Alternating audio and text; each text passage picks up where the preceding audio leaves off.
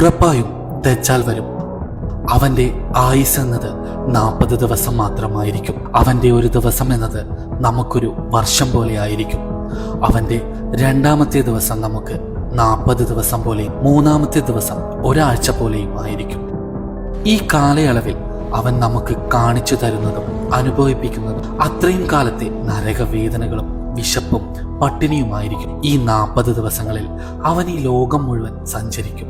Mecca, Medina ഒഴികെയുള്ള എല്ലാ സ്ഥലങ്ങളിലും അവൻ നാശം വിതക്കും. ചരിത്രത്തിലേക്ക് തിരിഞ്ഞു നോക്കുമ്പോൾ ലോകാവസാനത്തിന്റെ അവസാനത്തിൽ കടലിനടിയിൽ ബന്ധിച്ചിട്ടുള്ള ചങ്ങലകൾ തകർത്ത് ദജ്ജാൽ വരും. അവന്റെ രൂപം മനുഷ്യന്റേതെന്ന് തോന്നിപ്പിക്കുന്ന ഒറ്റ കണ്ണുള്ള ഒരു ചുവന്ന രൂപമായിരിക്കും. അവന്റെ നെറ്റിയിൽ കാഫിർ എന്ന് അറബിയിൽ എഴുതി വെക്കപ്പെട്ടിട്ടുണ്ടാവും. എന്നാണോ ദൈവത്തെ മറന്നു തുടങ്ങുന്നത്, അന്നു മുതൽ ഈ ഭൂമിയുടെ നാശം തുടങ്ങും. സൂര്യൻ നിലാവിനെ മുഴുവനായി വീഴുന്ന അന്ന് അവൻ വരും. ദൈവം ഒളിപ്പിച്ചു വെച്ച അവൻ ഇന്നും പടുകൂറ്റൻ ചങ്ങലകൾ കൊണ്ട് ബന്ധസ്ഥനാണ്. ഈ കഴിഞ്ഞ കാലമത്രയും അവനത് തകർക്കാനായി അവന്റെ നാവുകൾ ഉപയോഗിച്ചിരുന്നു. എന്നാൽ പ്രാർത്ഥനകൾ നിലനിൽക്കുന്ന കാലമത്രയും അവനത് തകർക്കാൻ സാധ്യമായിരുന്നില്ല.